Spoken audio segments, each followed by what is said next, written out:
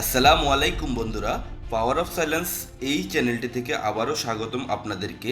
নতুন একটি টপিক্সের উপর নতুন একটি ভিডিও নিয়ে আবারও হাজির হলাম আপনাদের সামনে। যুক্তরাষ্ট্র জাপানের খনিজ চুক্তি, চীনের গুম হারাম। এই খনিজ চুক্তির বিশেষত্ব এবং কেনই বা চীনের গুম হারাম তা জানতে হলে সম্পূর্ণ ভিডিওটি না টেনে দেখবেন। বন্ধুরা, পৃথিবীতে চলছে এখন মেরুকরণ।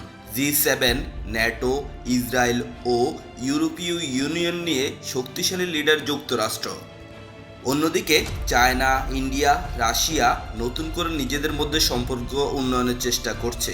তাই জাপান যুক্তরাষ্ট্রের এই গোল্ডেন চুক্তি বিশ্ব রাজনীতিতে নতুন বার্তা হিসেবে যোগ হয়েছে।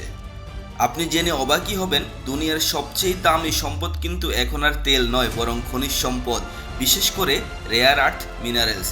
আর ঠিক এই মুহূর্তে যুক্তরাষ্ট্র ও জাপান এমন একটি ঐতিহাসিক চুক্তি সই করেছে যা সরাসরি চীনের রাজনৈতিক অর্থনৈতিক শক্তিকে চ্যালেঞ্জ করছে।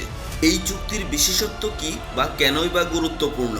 রেয়ার আর্থ মিনারেলস মানে এমন খনিজ যা মোবাইল, ব্যাটারি, সোলার প্যানেল এমনকি মিসাইল তৈরিতেও কাজে লাগবে। এই খনিজের 70% সরবরাহ চীনের হাতে। তাই যুক্তরাষ্ট্র অনেক দিন ধরেই বিকল্প সরবরাহ নেটওয়ার্ক বানাতে চাইছিল। যুক্তরাষ্ট্রের সেই চেষ্টা আপাতত সফল বলা যায়। আজ টোকিওতে প্রেসিডেন্ট ট্রাম্প ও জাপানের প্রধানমন্ত্রী তাকাইসি সাবে একটি ফ্রেমওয়ার্ক এগ্রিমেন্ট সই করেছেন।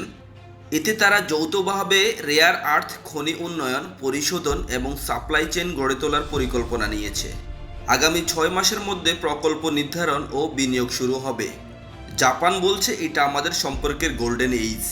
এই চুক্তির ভূরাজনৈতিক প্রভাব কি হতে পারে? চীন বিশ্বের রেয়ার আর্থ বাজারে একচ্ছত্র নিয়ন্ত্রণে ছিল। এখন জাপান যুক্তরাষ্ট্র একজোট হলে চীনের দখল কমে যেতে পারে। এটা শুধু অর্থনীতি নয়, ভবিষ্যৎ প্রযুক্তির যুদ্ধের অংশ। এই চুক্তির প্রভাবে বাংলাদেশে বৈদ্যুতিক গাড়ি, ব্যাটারি বা ইলেকট্রনিক শিল্পে নতুন বাজার তৈরি হতে পারে। এশিয়া প্যাসিফিক অঞ্চলে খনিজ খাতের প্রতিযোগিতা বাড়বে বলে আশা করা যায়। তাই আমরা বলতেই পারি, এই চুক্তি শুধু একটি অর্থনৈতিক মাইলফলক নয়, এটা ভবিষ্যতের শক্তি ও প্রযুক্তি রাজনীতির নতুন অধ্যায়ের সূচনা। আপনারাও কি মনে করেন এতে চীনের আধিপত্য কমবে? নিচে কমেন্ট করে অবশ্যই জানাবেন। ধন্যবাদ ভিডিওটি না টেনে দেখার জন্য। আসসালামু আলাইকুম।